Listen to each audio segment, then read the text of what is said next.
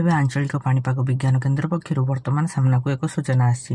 ଆଗାମୀ 2 ରୁ 3 ଘଣ୍ଟା ମଧ୍ୟରେ ବଜ୍ରପାତ ସହ ବର୍ଷା ଏବଂ ଗୋଟିଏ ଜିଲ୍ଲାକୁ ରେଡ୍ ଓ 3 ଜିଲ୍ଲାକୁ ଅରେଞ୍ଜ ୱାର୍ଣ୍ଣିଂ ଜାରି କରାଯାଇଛି। ତେବେ ଚାଲନ୍ତୁ ଏହି ଖବର ଉପରେ ନଜର ପକାଇବା। ନଜର ପକାଇବା ପୂର୍ବରୁ ଯେଉଁମାନେ ବି ଆମ ୟୁଟ୍ୟୁବ୍ ଚ୍ୟାନେଲକୁ ନୂଆ କରି ଜଏନ୍ ହୋଇଛନ୍ତି, ଚ୍ୟାନେଲକୁ ସବସ୍କ୍ରାଇବ୍ କରନ୍ତୁ। ପାଖେ ଥିବା ବେଲ୍ ଆଇକନ୍ ଉପରେ କ୍ଲିକ୍ କରି ଅଲ୍ ନୋଟିଫିକେସନ୍ ଉପରେ କ୍ଲିକ୍ କରନ୍ତୁ, ଯାହାଫଳରେ ଆମ ଲାଟେଷ୍ଟ ଭିଡ଼ିଓ ଆପଣମାନେ ସର୍ବପ୍ରଥମେ ଦେଖିପାରିବେ।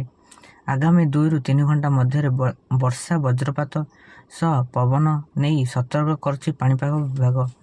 ଆଗାମୀ 2 ଘଣ୍ଟା ମଧ୍ୟରେ କନ୍ଧମାଳ ଜିଲ୍ଲାର କିଛି ଅଂଶରେ ମଧ୍ୟମ ପ୍ରବଳ ବର୍ଷା ହେବାର ସମ୍ଭାବନା ରହିଛି।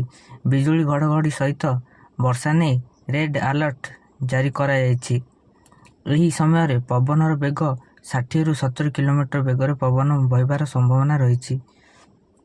ସେହିପରି ଆଗାମୀ 2 ରୁ 3 ଘଣ୍ଟା ଭିତରେ ହାଲୁକାର ମଧ୍ୟମ ଧରଣର ବର୍ଷା ନେଇ ନୟାଗଡ଼, କଟକ, ଖୋର୍ଦ୍ଧା ଅରେଞ୍ଜ ୱାର୍ଣ୍ଣିଂ ଜାରି କରାଯାଇଛି। ବିଜୁଳି ଘଡ଼ଘଡ଼ି ଜନିତ ବର୍ଷା ହେବା ନେଇ ସତର୍କ ଜାରି କରାଯାଇଛି ଆଞ୍ଚଳିକ ପାଣିପାଗ କେନ୍ଦ୍ର।